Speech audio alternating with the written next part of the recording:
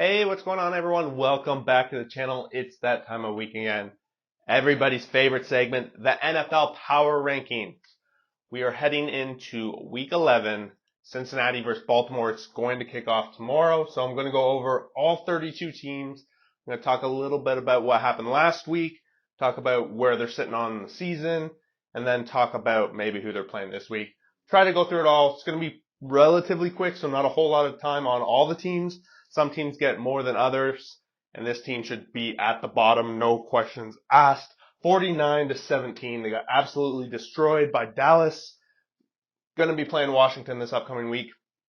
Really, at this point, they're just trying to sort out what is this team going to look like next year. They got Danny DeVito at quarterback. Jones maybe played his last games in New York, but New York is by far, I think, the worst team. Their future's the most uncertain. Just been offensively miserable all season long. Next up, coming off a 10-day rest period now. They had a Thursday night loss to the Chicago Bears.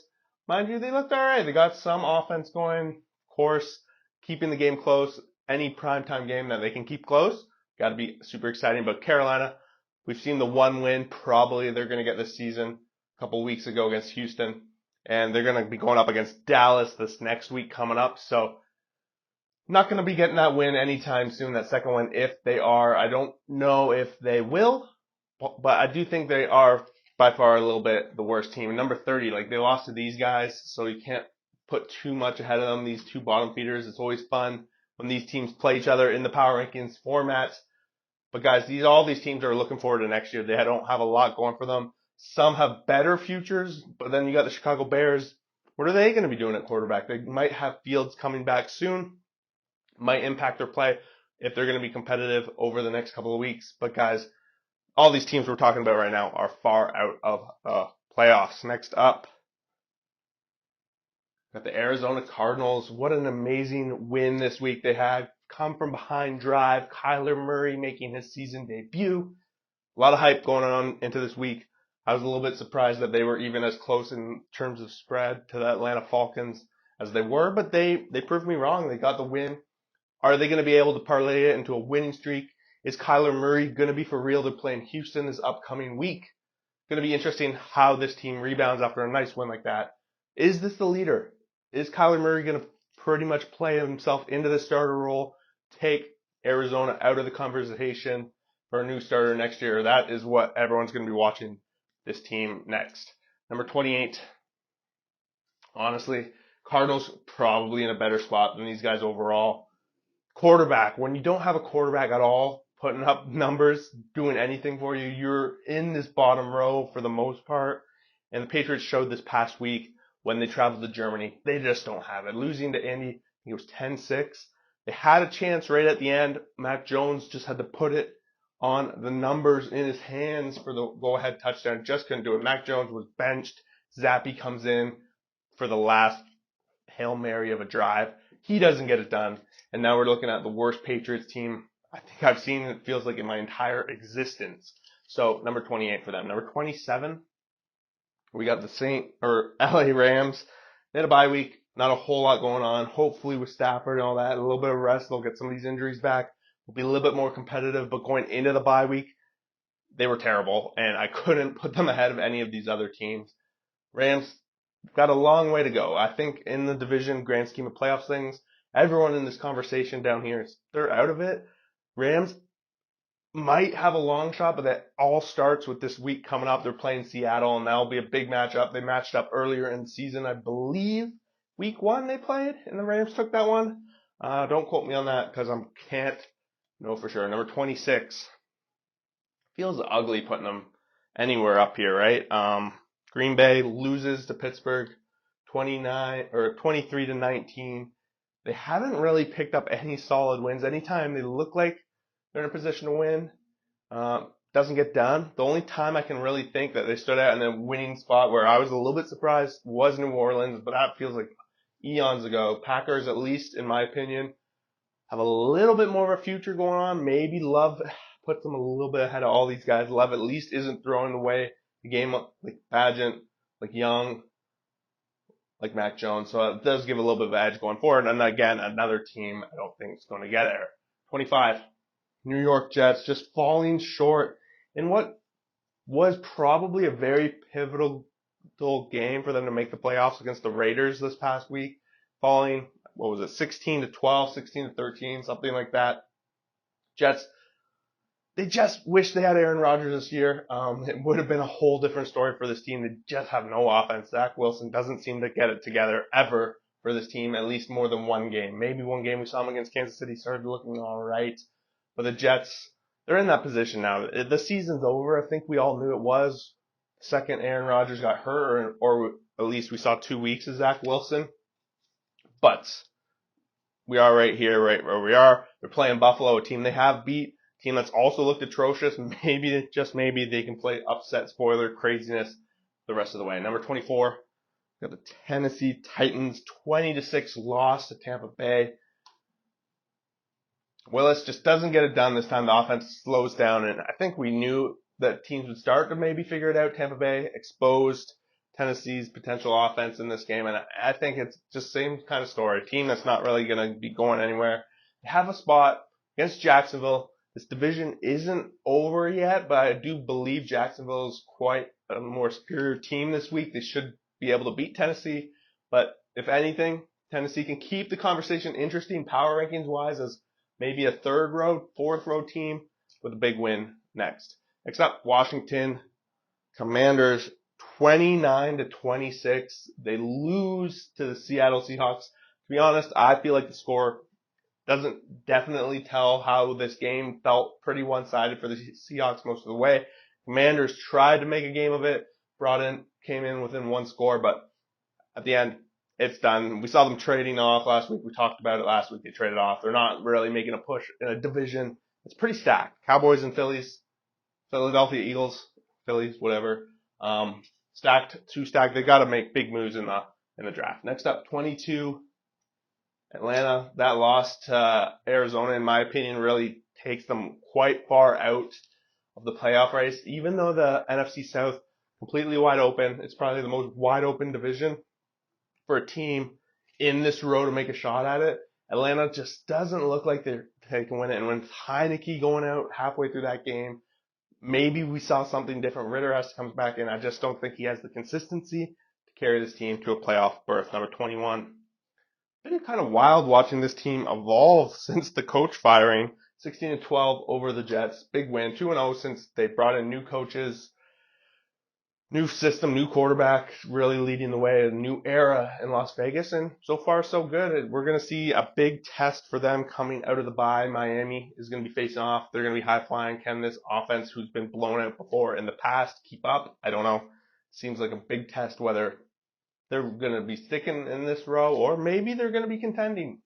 Almost at number 20, but I was a little bit too far ahead here. Wrong row for sure. So number 20, we got the Denver Broncos coming off realistically back-to-back amazing wins. But this last game against the Bills, they had no business winning in my opinion.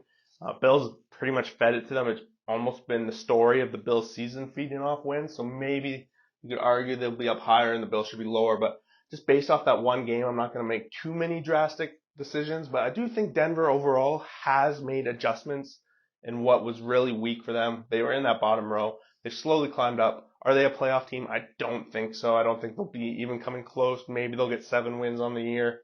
That's my look at it. So I think number 20 is all but fair. Number 19, New Orleans Saints. These guys just don't seem to find the wins when they need to. And a game that's super important this past week against Minnesota, team that's still trying to gel with their new quarterback, missing their top wide receiver. They just don't find a win, and our defense doesn't step up and still gives up high 20s points.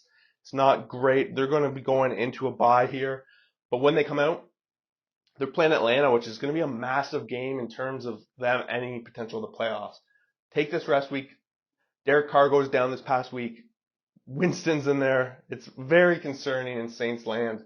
But in theory, this team is capable of playoffs, and it's crazy to think about. Number 18, probably could have them higher, honestly. I think I went through the prediction video of who's making the playoffs. I had them with a pretty intense score and definitely making the playoffs. So they're on their way up, but I just want to see some consistency from this team. They're playing Denver, a Sunday nighter, and a prime game against a team that, in my opinion, isn't as good as they've been on the record. This is the chance Minnesota to show they're a top 3-row team, and I'm going to really use this next game as a big indicator. Have they turned the corner? Dobbs carrying this load. So far, it looks like he has. Number 17, Tampa Bay. It seems like such a Jekyll and Hyde situation with Baker Mayfield all of the time, but the defense stepped up big against Tennessee, and that's all you can ask for. They're winning against teams that are weaker than them for the most part. They don't look good at all when they play top-tier teams. Kind of explains why they're exactly in the middle. They are facing on another top-tier team this week, San Francisco. Don't expect Baker to be able to do much with this defense in San Francisco, so probably an ugly loss coming up for them. Number 16, Colts. Like, the Colts are finding ways to win games. They're ugly. They're super ugly, but they're winning. So you got to give a little bit of credit there for them. Gardner Minshew got absolutely nothing going against this New England Patriots team. His team managed to get a win, and there was plays in that last fourth quarter where he looks bad, but when you take out and look at a bird's eye view of what he's doing, it looks like he actually knows what he's doing. So at times you see brilliance from Minshew, other times disaster. So I think it's all going to live and die by him. Number 15, just a complete disaster. I had to finally drop them just a significant amount. There's just been too many games now, correlation, that Josh Allen does not have it figured out. The team's offense is in trouble. It looks risky at all times. The defense is, as we know, super injured. They managed to keep Broncos sustained for a long period of time, but come fourth quarter, after all the grind and all the important things, they make some rookie mistakes, penalties. Special teams was just ugly. Had to punish the Bills this week because I just don't see them winning out and making the playoffs. I did the prediction playoff video this past week, predicted them being 9-8, and one of those games was a win over Denver. So at this point, 8-9 seems like the more realistic spot for the Bills, and that's a playoff miss. Number 14 just continues to be probably the best surprise on the board all season long. They pull off a big win against the Bengals. Don't move them up further because there was a little bit of stumble. I do have concerns of this team being able to close out games down the stretch. Sure, we saw them come back huge against Tampa Bay in that game. That was wild, but there's been other super close games. This team's going to be playing a lot of close games down the stretch, and they're in a playoff hunt, playoff race that I did not predict at the beginning of the season. So that, at the very least, super exciting. They have Arizona this week. This is where they show that they're a true playoff team. Take care of a team that's down and out, no playoff aspirations. Sure, they got a ton of momentum. They had a win. They have Kyler Murray back, but they have to show that they're a playoff team. Next up, Seattle, number 13, coming off a big win, and it's off Washington. It looked a little ugly at times. I thought that Washington even had a shot at the end of the game. It's a little bit of disappointment, but the Seahawks have got to be happy with this result, coming back home after a pretty embarrassing loss to the Baltimore Ravens earlier the week before. So Seahawks bounce back. Their defense, shaky. Offense got it going. Solid win. That's all I'm really going to say for them there. Number 12. Seattle, LA Rams next week. Keep it going. Build off this momentum. You got a divisional rival who's weak, down and out. You got to build. Number 12. Cleveland Browns. And honestly, I can't put my finger on this, guys. It seems like they have a different quarterback every single week. This week it was Watson, a little bit of Walker. But PJ Walker, he's going to be starting this upcoming week, and it's a massive, massive week coming up against the Steelers. But let's not forget that this past week, they just had one of the most amazing comebacks against Baltimore Ravens. You got to give a lot of credit for them. This team continues to show that they're probably a playoff game. Contrary to what this offense has put together, they have managed some pretty greasy wins all season long, including a greasy loss against Pittsburgh earlier. So how they play against Pittsburgh here, it's got to be a win if they're going to keep this kind of momentum. And that brings us to number 11, a team that is in that spot. And it's just a little bit crazy that they're there to me. They're maybe not as good as it looks, but if you look at this team, they beat Green Bay. They win the very close games. I don't know how sometimes when they manage to pull it out, TJ Watt being a hero, all these different things. Every game they seem to be outgained, out-yardaged. All the analytics are against them, but sometimes you just got to go in with your gut. The coaches been magnificent every year. This team does not put out a losing product. Got to give them credit. Number 11, that's as much credit as I can give them. Number 10, a lot of people probably disagree with this pick, but I still think the Chargers offense is just in a tier up in the top tier, and they managed to put up 30 points over and over and over again. It's just the defense that has been atrocious, exchanging 41-38 against Detroit this past week, just changing blows constantly. But they can't find the big win when it matters. I think lucky for them, their schedule is fairly good down the stretch. They're playing Green Bay next week. Should be a spot where they can pick up a win, pick up some ground on these struggling wildcard teams like the Bills. So they got to take advantage of the schedule that they are going to play, especially one that focuses on the NFC North. Number 9, a bye week after a trip to Berlin. I'm not putting too much, but a little bit of fall for the Dolphins that correlates with the Bills' fall. At the same time, we want to see the Dolphins play some meaningful games. They haven't really been in that situation in the second half of the season, as far as I can remember. They seem to lose games against the top teams like KC and the Eagles this year, and they still have not beat a winning record team this season.